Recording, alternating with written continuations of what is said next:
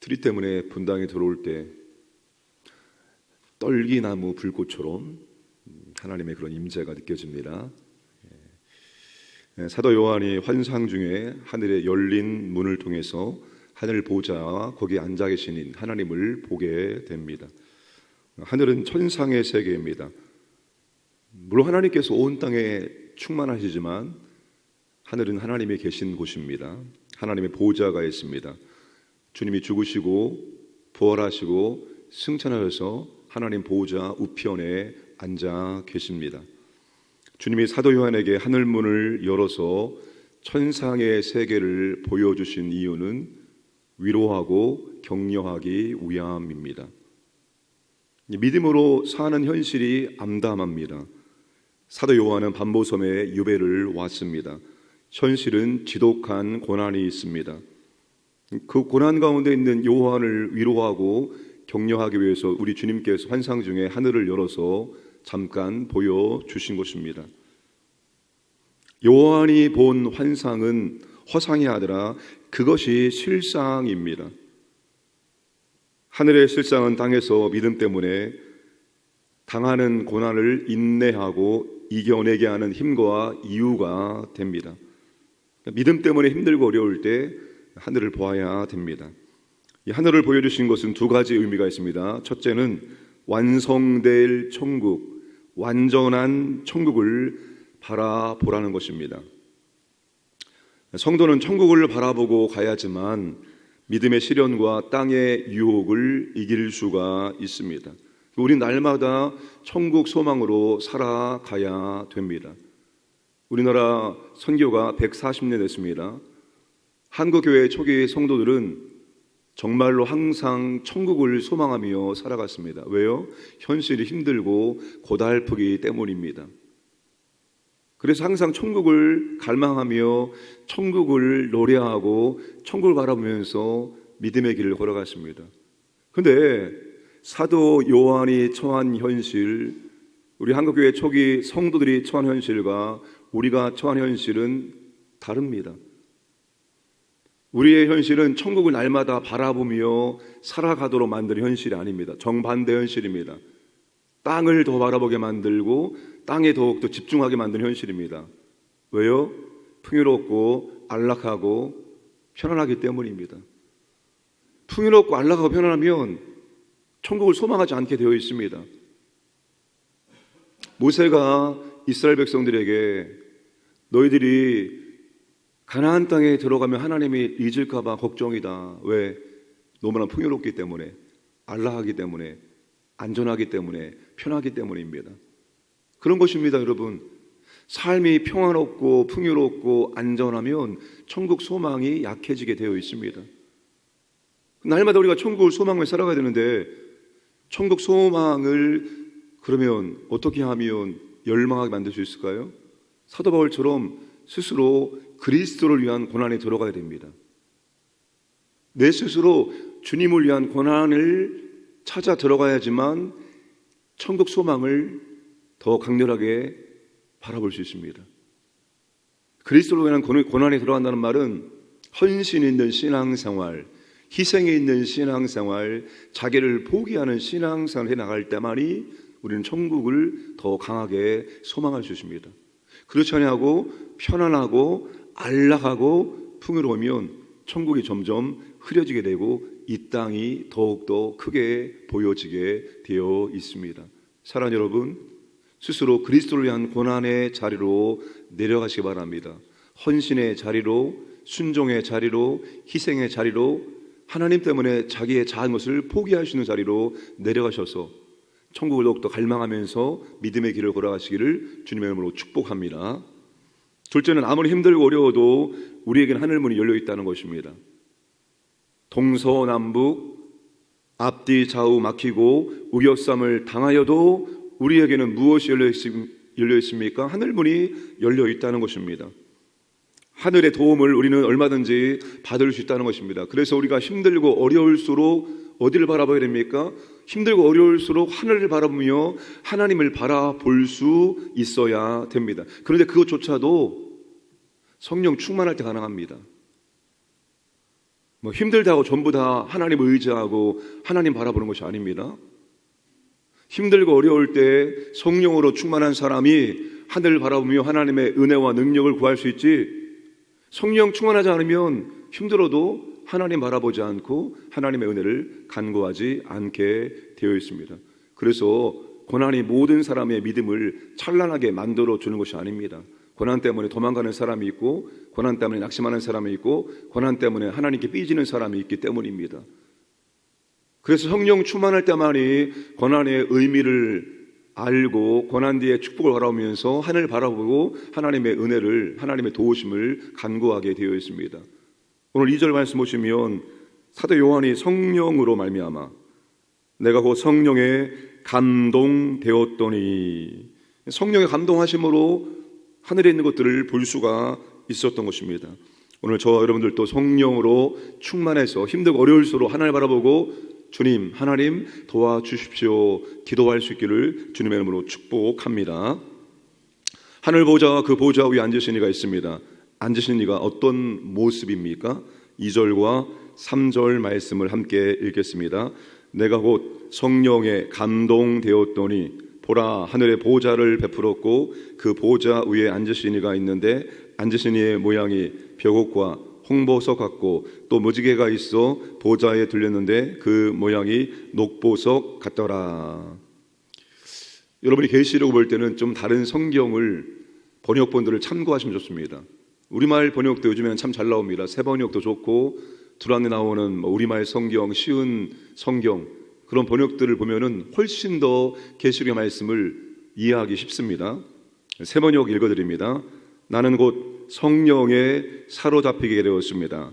그런데 하늘에 보좌가 하나 놓여 있고 그 보좌에 한 분이 앉아 계셨습니다. 거기에 앉아 계신 분은 모습이 벽옥이나 황옥과 같았습니다.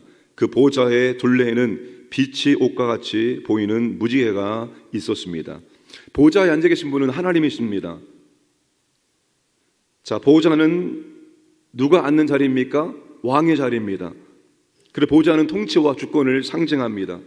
이 보좌라는 단어가 신약 성경에 62회 사용되었습니다. 그 중에 계시록에 47회 사용되었고 47회 중에서 계시록 4장에 14회가 사용되었습니다. 4장에는 보호자에 앉으신 하나님 나오고 5장에는 보호자에 앉으신 어린 양이 나옵니다.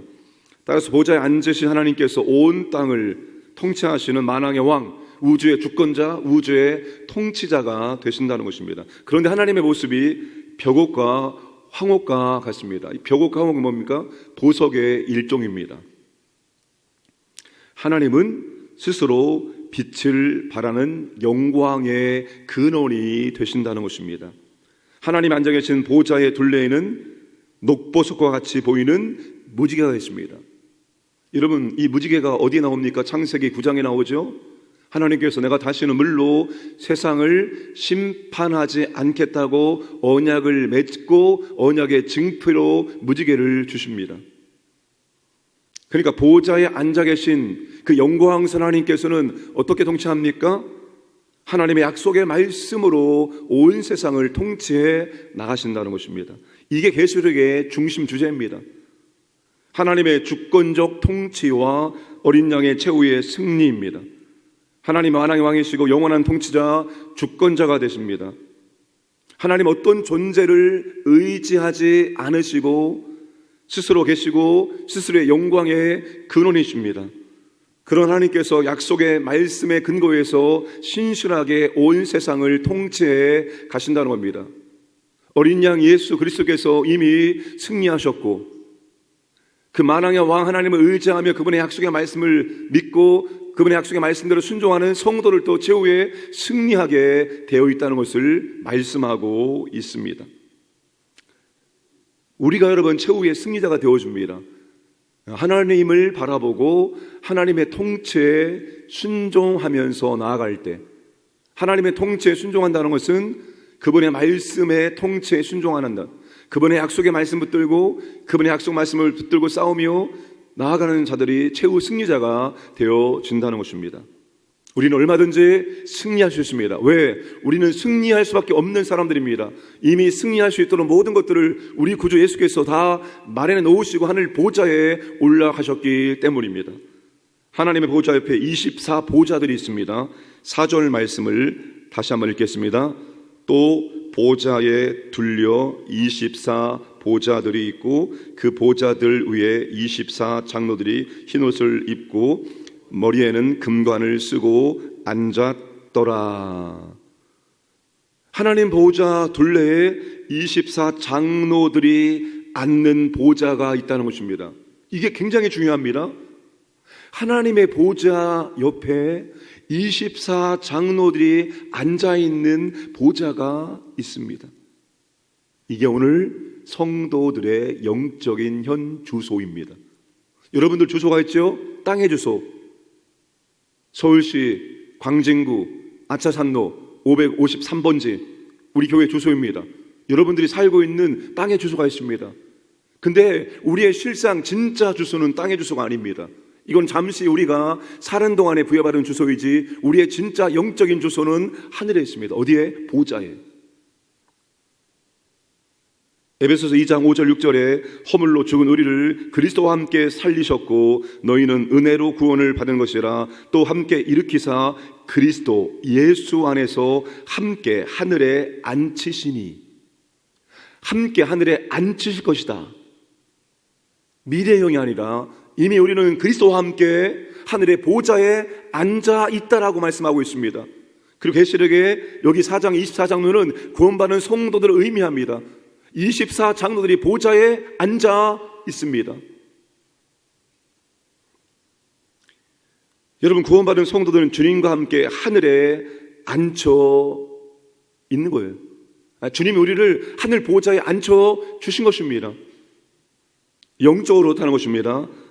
땅의 하늘 보좌가 우리의 영적인 현주소입니다. 주님이 앉으신 그 자리는 모든 통치와 권세와 능력과 주권과 만물을 지배하고 다스리는 왕권의 자리입니다. 따라서 그리스도의 몸된 교회 즉 성도는 그리스도와 함께 만물을 다스리는 위치에 앉아 있다는 것입니다.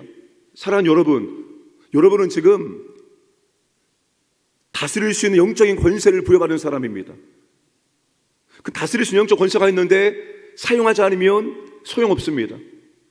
우리는 죄로 말미암아서 나온 모든 결과들, 악한 영들, 어떤 것도 우리는 통치하고 다스릴 수 있는 영적인 권세를 가지고 있습니다. 어떻게 해요? 예수님의 이름으로 말입니다. 예수님의 이름이 하늘과 땅에 있는 모든 무릎을 꿇게 하는 그 권세에 있는 이름을 사용할 수 있는 사용권이 우리에게 있기 때문입니다. 이런 모든 환경을, 모든 문제를 예수님의 이름으로 명령하고 통치하고 다스릴 수 있어야 됩니다. 우리에게 그런 영적인 통치권이 부여되어 있기 때문입니다. 여러분, 로마서 5장에 보시면 우리는 이제 그리스도와 함께 왕으로서 다스릴 수 있습니다. 주님이 이 땅을 지금 우리를 위해서 중보기도하고 있고 그 주님의 기도에 동참하면서 우리도 주님의 왕적인 통치에 참여할 수 있습니다. 우리가 정치를 바꿀 수 있습니까? 경제를 바꿀 수 있습니까? 우리가 뭘 바꿀 수 있습니까?